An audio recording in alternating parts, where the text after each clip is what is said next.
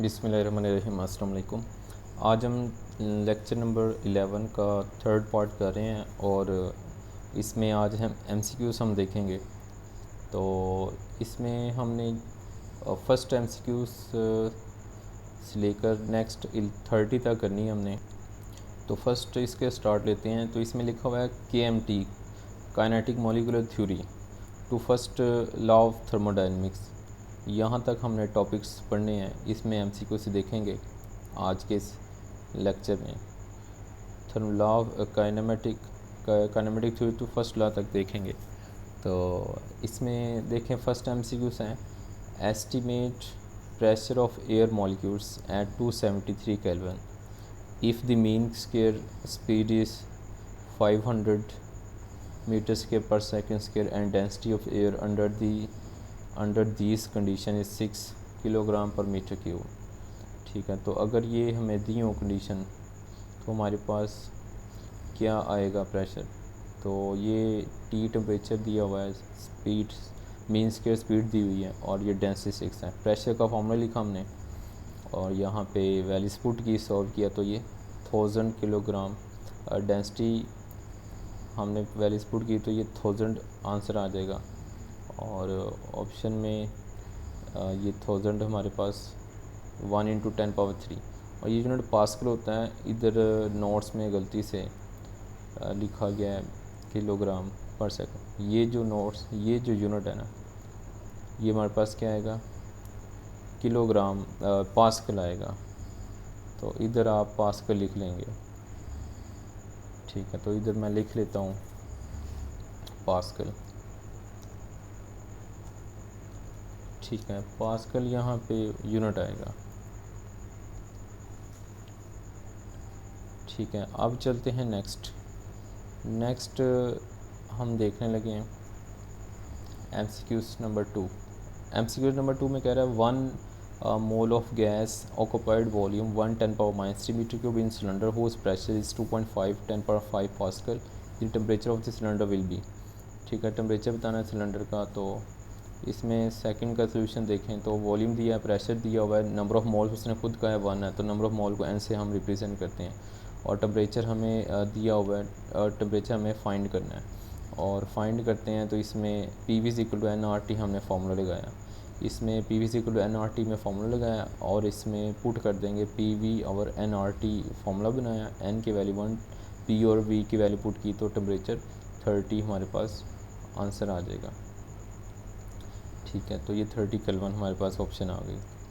और इसमें देखें थर्ड में 4 मॉलिक्यूल्स हैव स्पीड 2 3 4 5 किलोमीटर पर दिस रूट मीन्स के स्पीड। तो रूट मीन्स की स्पीड अगर आपने फाइंड करनी है तो इसका ये हमारे पास फार्मूला होता है।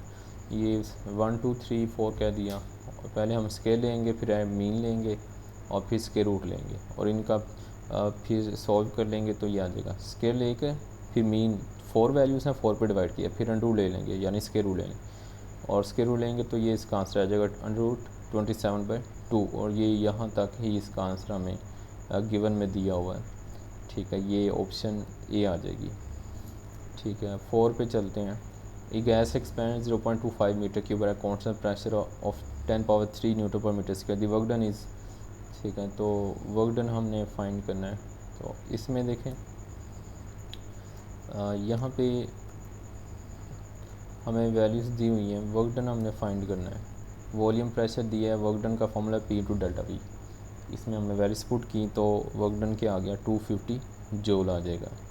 ठीक है, अब देख लेते हैं 6 हो गया, 4 हो गया, 5 पे आ जाए। If we provide heat to system than its temperature. जब हीट प्रोवाइड करते हैं तो टेम्परेचर इंक्रीज़ भी हो सकता है और कांस्टेंट भी रह सकता है। ठीक है, यानी हम आइसोथर्मल प्रोसेस की बात करें, टेम्परेचर देने से, हीट देने से टेम्परेचर कांस्टेंट रहता है।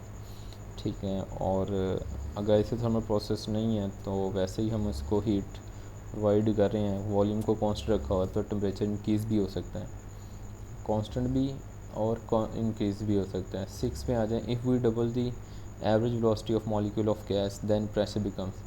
अगर एवरेज वेलोसिटी को डबल कर दें तो हमारे पास जो प्रेशर आएगा वो नहीं बनेगा।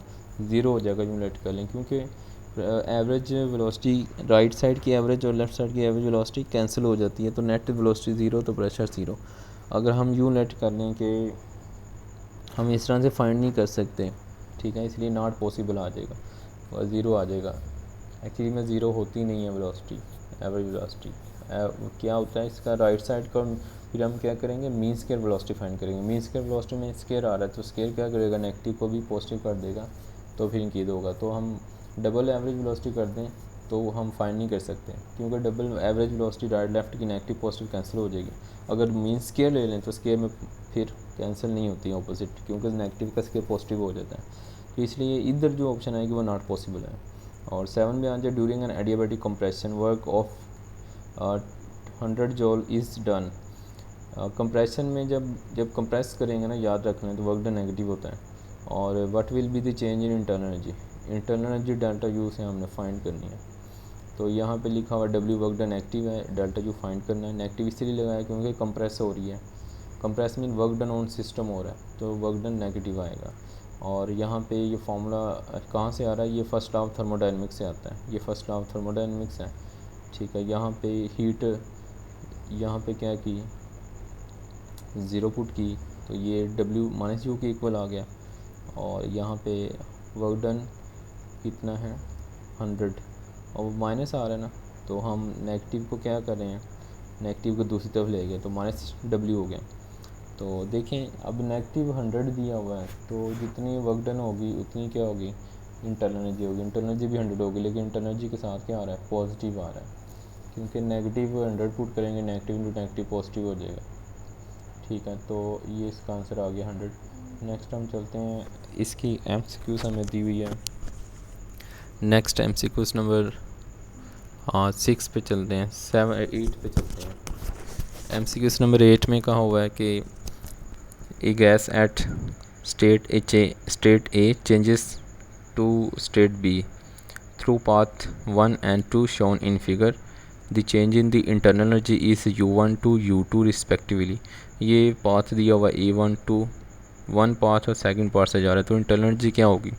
तो देखें इंटरनल एनर्जी तो हमेशा कांस्टेंट रहती है, चेंज इंटरनल एनर्जी फर्स्ट पे और सेकंड पे चेंज हमेशा कांस्टेंट रहता है। इंटरनल एनर्जी डिफरेंट हो सकती है, एक पॉइंट पे U1 होगी, दूसरे पॉइंट पे U2 होगी, लेकिन चेंज लेंगे ना U2 माइनस U1, तो चेंज कांस्टेंट इक्वल रहेगा। तो ये सी ऑप्शन आएगी फिर, तो चेंज इंटरनल एनर्जी क्या रहेगी, कांस्टेंट रहेगी, इक्वल रहेगी।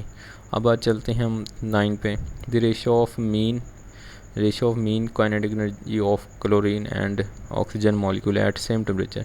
जब सेम टेम्परेचर होगा ना, तो काइनेटिक एनर्जी क्या होगी, सेम होगी, तो उनकी रेशियो एक जैसी आ जाएगी। यानी फार्मूले को अगर हम देखें,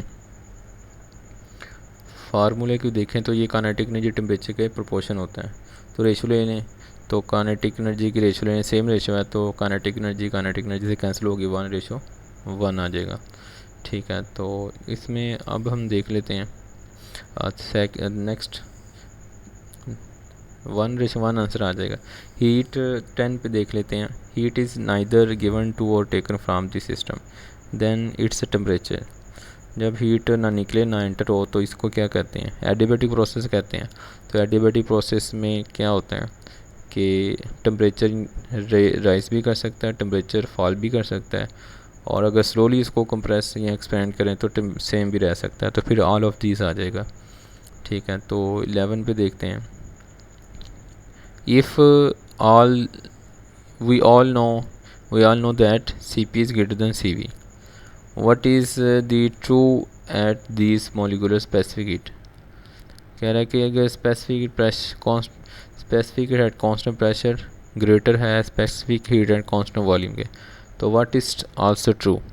तो देखें स्पेसिफिक हीट ग्रेटर होगी तो ये हीट भी ग्रेटर होगी, ये ऑप्शन करेक्ट है, ठीक है। और internal energy, change internal energy हमेशा क्या होगी, इक्वल होगी, ठीक है, चेंज हमेशा सेम रहता है।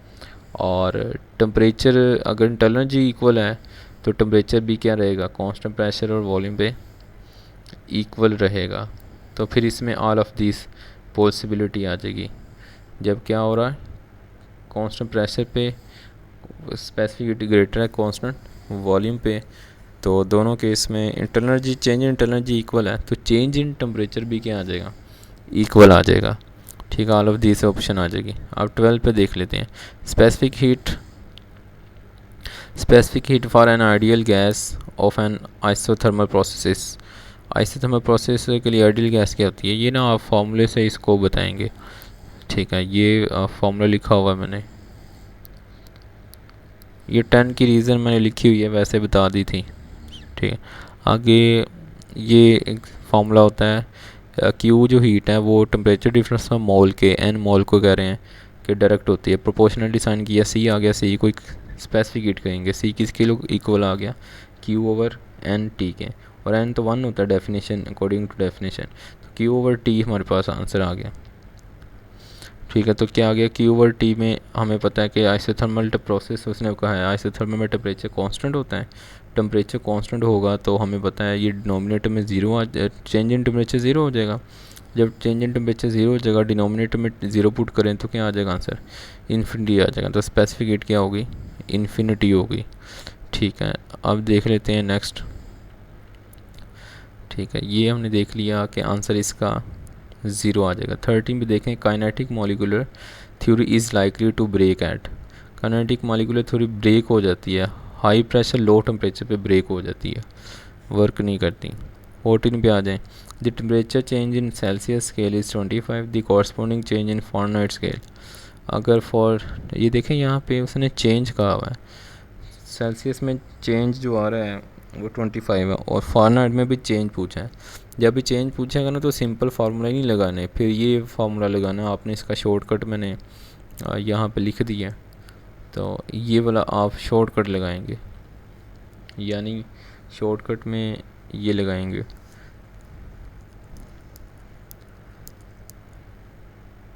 इधर आप पुट करना है, ये मैंने शॉर्टकट फार्मूला लिखा हुआ है। शॉर्टकट में फार्मूला क्या है, डेल्टा सी ओवर 5 इक्वल होगा डेल्टा एफ ओवर एफ 9 और इक्वल होगा डेल्टा के ओवर 5। ये केल्विन है फॉरनेट और ये सी डिग्री सेल्सियस है, तो ये फार्मूला लगेगा चेंज के लिए। आपने जो दूसरा फार्मूला पढ़ा हुआ है ना, यानी आपने ये जो फार्मूला पढ़ा हुआ है, ये जो एंड पे मैंने लिखा हुआ है, ये F is equal to F is equal to ये आ जाएगा हमारे पास, ये वाला 1.c प्लस 32 या 9/5 सी इंटू क्या आ जाएगा थर्ड प्लस है। ये फार्मूला इधर नहीं लगाना है, इसके मुताबिक करेंगे तो आंसर क्या आ जाएगा, 77 आ जाएगा। और ये अगर ये वाला करेंगे तो ये आंसर हमारे पास क्या है, ये रॉन्ग आंसर है, ये करेक्ट आंसर नहीं है हमारे पास। ठीक है, ये हम इस तरह से नहीं करेंगे क्योंकि अब उसने चेंज कहा है। जब चेंज करेंगे ना तो फिर ये हम फार्मूला यूज़ नहीं करेंगे। ठीक है, तो फिर क्या यूज़ करेंगे, इसके लिए देखें ज़रा ये फार्मूला जो मैंने बताया। अब डिग्री फॉरनाइट का कहा है तो पहली दो इक्वेशन, पहली जो 2 साइड्स आ रही हैं इनको आप यूज़ कर लें, यानी यहाँ पे ये वाली हम यूज़ कर लेते हैं। तो ये मैंने लिख दी delta C over 5 delta F over 9। अब इधर क्या है, ये चेंज है, जो चेंज आ रहा है अब इसमें क्या कर लें आप, क्रॉस मल्टीप्लाई कर लें इसको और इनको, और क्या कर लें क्रॉस मल्टीप्लाई कर लें। ठीक है, क्रॉस मल्टीप्लाई करेंगे तो क्या आ जाएगा, यहाँ पे या वैसा करें, क्रॉस मल्टीप्लाई ना करें, आप जस्ट क्या करें, यहाँ पे जस्ट वैल्यूज पुट कर दें। तो यहाँ पे मैंने ये वैल्यूज पुट कर दी, सी की और वैल्यू पुट की और सॉल्व किया, तो यहाँ पे क्या आ गया हमारे पास 45 डिग्री सेल्सियस आ गया। तो ये इसका करेक्ट आंसर है। ठीक है, तो अब चलते हैं नेक्स्ट पे। नेक्स्ट में ये 45 आ गया। 15 MCQs देखते हैं। 15 MCQs में कहता है a system changes from state P1 V1 to the state P2 V2 as shown in the figure, the work done by the system is. आप देखें इसमें स्टार्टिंग पॉइंट ये वाला है। ठीक है, तो स्टार्टिंग पॉइंट को देखना है, ये इसका स्टार्टिंग पॉइंट है। ठीक है, और ये इसका फाइनल पॉइंट है। तो यहाँ पे देखें ये 1 से लेकर 5 तक वॉल्यूम है, तो 5 - 1 4 आ जाएगा। प्रेशर को देखेंगे तो ये 1 है, और 1 से ये 5 तक क्या बनेगा, 5 - 1, तो ये कितना आ जाएगा 4 आ जाएगा। ठीक है, तो एक्स एक्सिस पे भी क्या है 5 से लेकर 1 से लेकर 5 तक है, तो इधर भी 4 और ऊपर भी प्रेशर भी 4 आ जाएगा। अब आपने इसको क्या करना है, पुट कर देना है फार्मूले में। अब फार्मूला मैं इधर शो कर देता हूँ।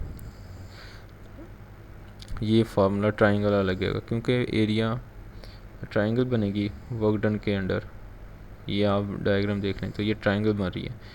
ट्राइंगल को मैं शेड कर देता हूँ, यानी ये क्या है, ये एरिया अंडर ट्राइंगल आ रहा है, एरिया अंडर ग्राफ ये ट्राइंगल बन रहा है।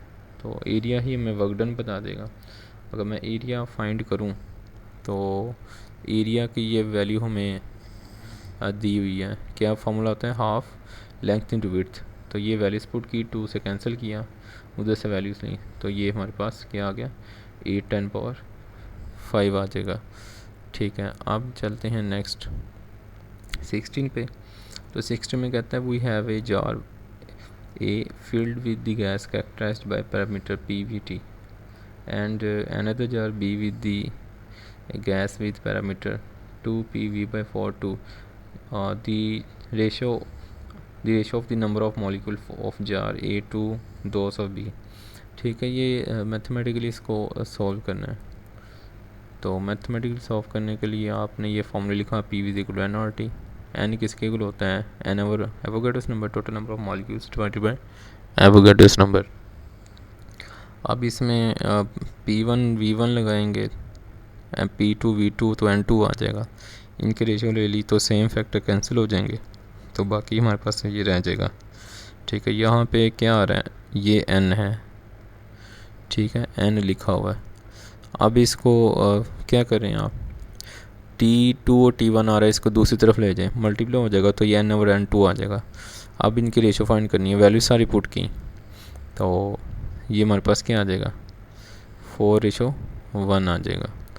ठीक है, तो इसमें जो शुरू में इमेज डाटा दिया हुआ ना, वो डाटा हमें उसने बताया हुआ है, प्रेशर टाइम टेम्परेचर क्या हो जाएगा, ये 2 टाइम होगा, और वॉल्यूम कितना होगा, V/4 होगा, तो V/4 पुट किया, और प्रेशर कितना होगा, 2P हो जाएगा, तो 2P हमने पुट कर दिया। ठीक है, अब नेक्स्ट चलते हैं MCQs पे।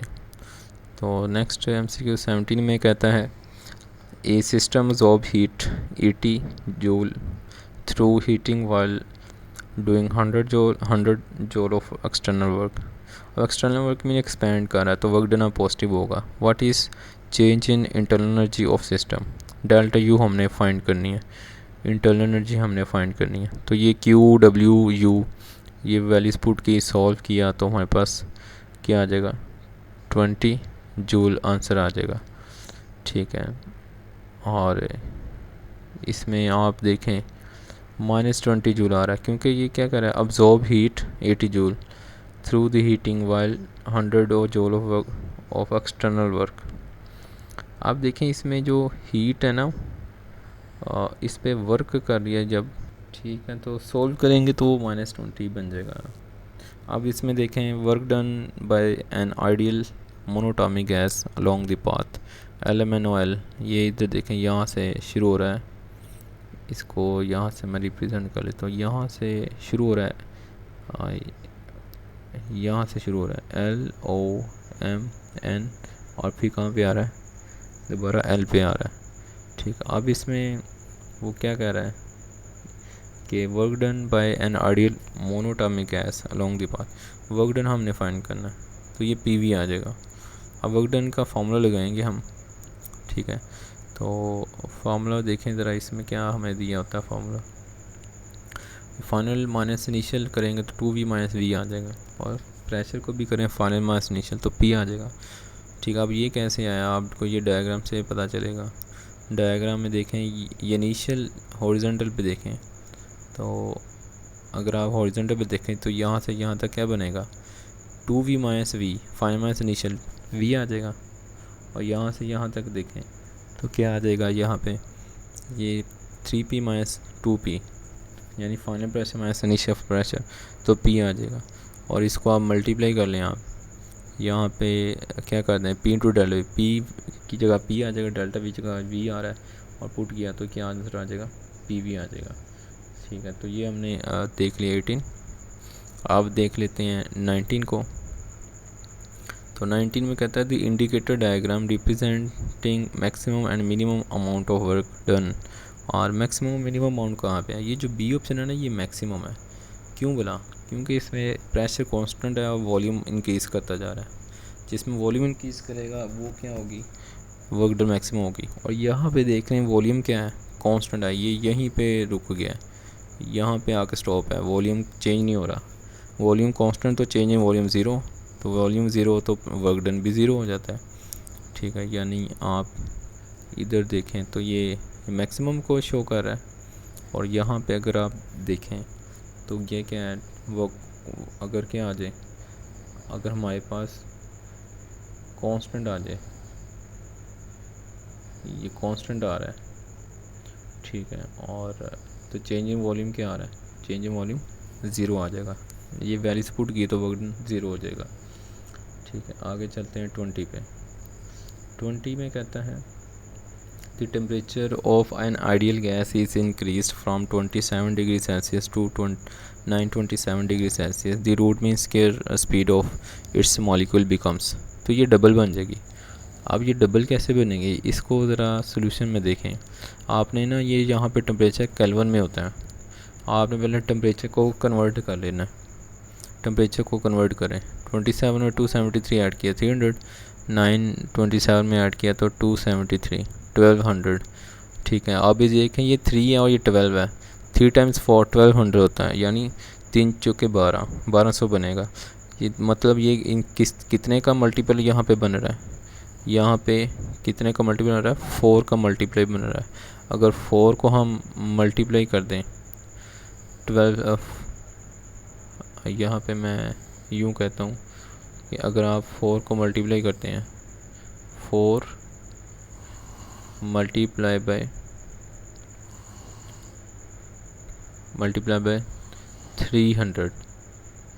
300 से मल्टीप्लाई कर दें तो ये क्या आ जाएगा, 1200 आ जाएगा। आंसर इसका 1200 आ जाएगा। तो इसका मतलब है 1200 कितने टाइम्स से ज़्यादा होगा, 4 टाइम्स ज़्यादा है किससे, 300 से, तो 4 टाइम्स आ जाएगा। और इधर हमारे पास फार्मूला, इसको देखें, ये according to this formula temperature किसके इक्वल होता है, 2/3 के इंटू एवरेज काइनेटिक एनर्जी। तो इसमें काइनेटिक एनर्जी का यहाँ पे हमने फार्मूला पुट कर दिया।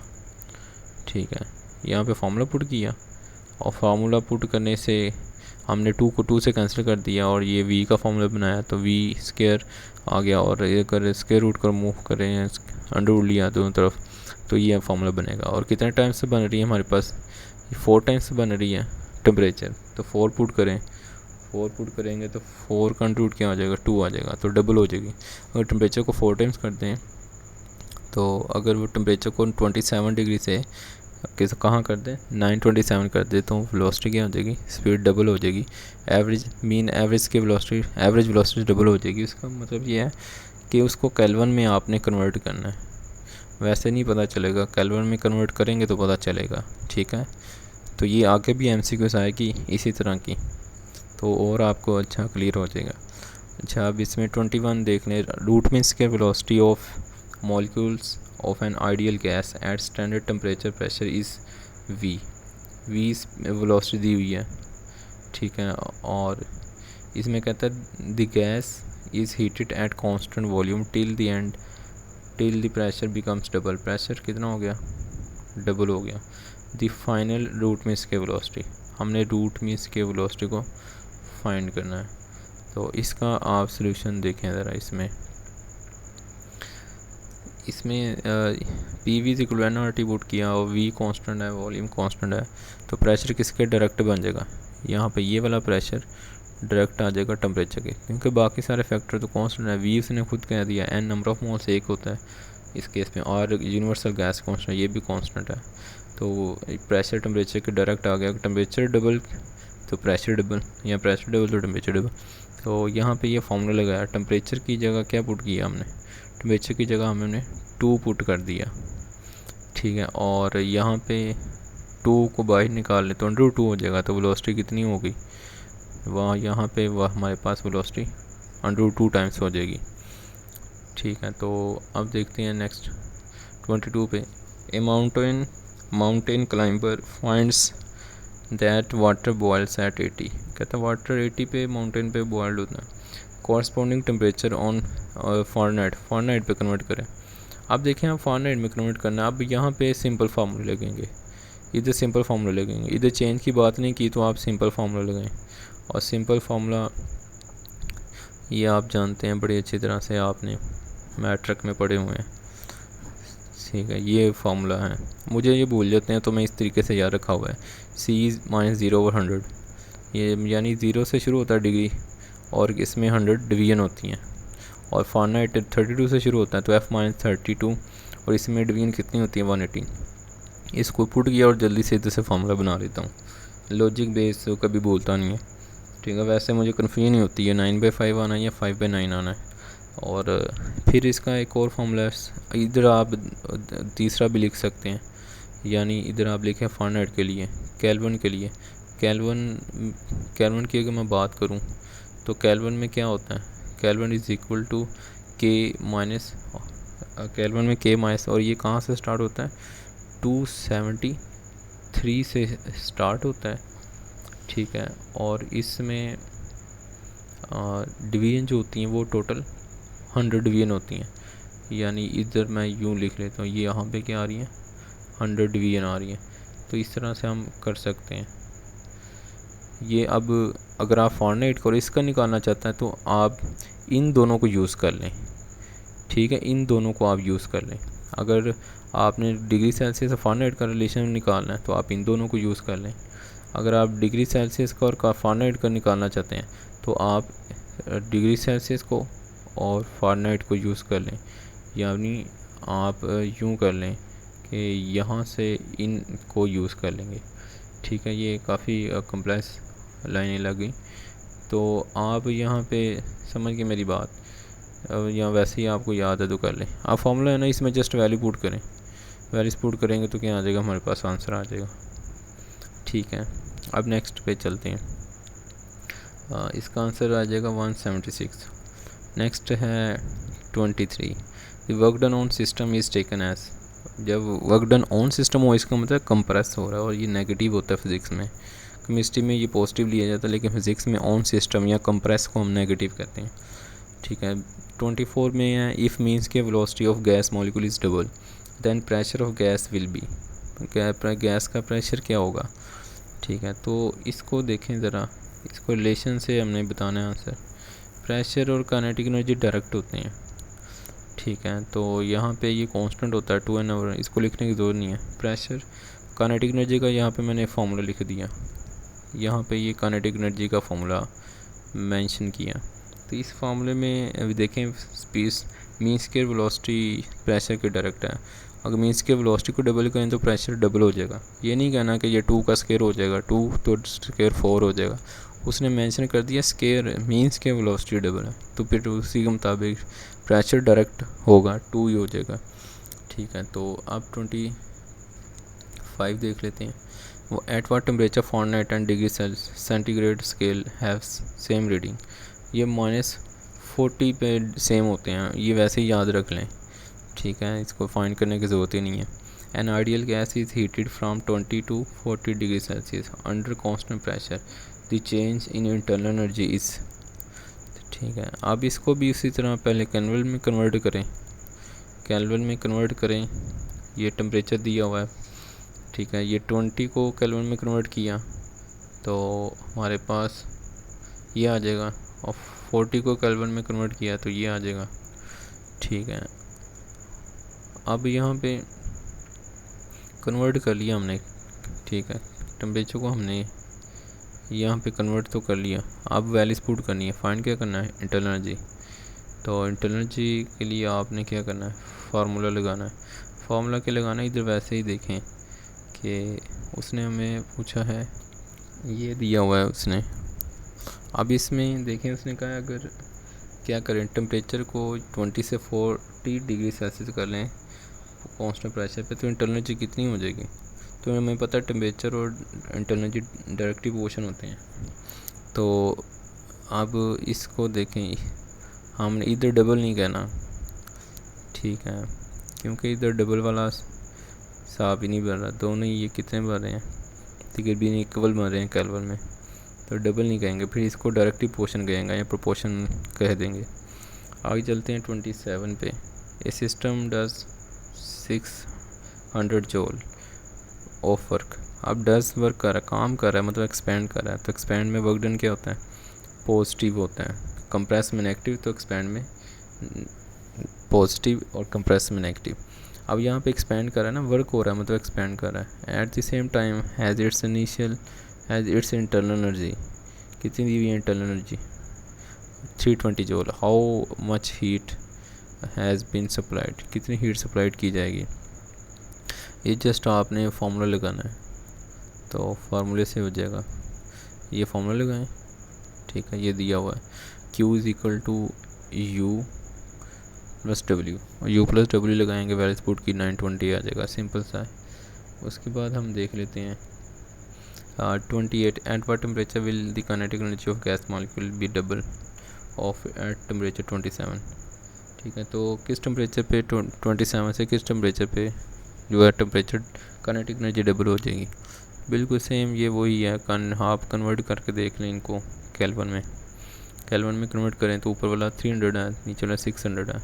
तो मतलब ये दोनों क्या हो रही हैं, वो का टेम्परेचर क्या हो रहा है, डबल हो रहा है। ठीक है, तो किस में कितने पे डबल हो रहा है, डिग्री सेल्सियस में उसने हमें कितना दिया हुआ है, 327 दिया हुआ है, तो 327 आ जाएगा। और उसके बाद आ जाए इन साइक्लिक, इधर कह रहा है इन cyclic process shown in figure the work done by the gas in one cycle is. अब देखें यहाँ से कहाँ से स्टार्ट हो रहा है, ए से ये पहले बी की तरफ जा रहा है, ठीक है, फिर बी से ये ग्राफ कहाँ पे आ रहा है, सी पे आ रहा है, और फिर सी से ए पे आ रहा है। ठीक है, तो अब ये देखें इसमें साइक्लिक में ज़ीरो नहीं होता फॉर थर्मोडाइनमिक्स सिलेंडर में। ठीक है, वैसे वर्क डन क्लोज पाथ का ज़ीरो होता है मैकेनिक्स में, लेकिन जब वर्क डन की बात करें सिलेंडर में इधर ज़ीरो नहीं होगा, क्योंकि इसका फार्मूला होता है P is equal to V, work done is equal to P into delta V। ठीक है, ये MCQ नंबर 29 है, तो ये फार्मूला लिखा हुआ P इंटू डेल्टा V होता है।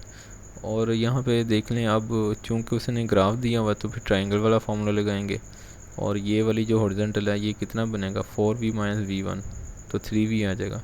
और यहाँ से स्टार्ट लें C से B, तो यहाँ पे 7P माइनस P1, तो 6P आ जाएगा। तो आप यहाँ पे पुट कर लें वैल्यूज इनकी।